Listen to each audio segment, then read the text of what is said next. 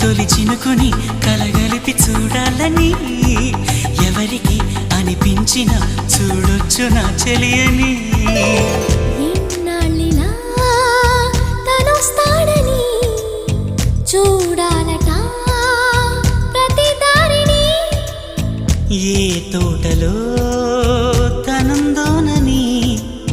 ఎటు పంపను నా మనసుని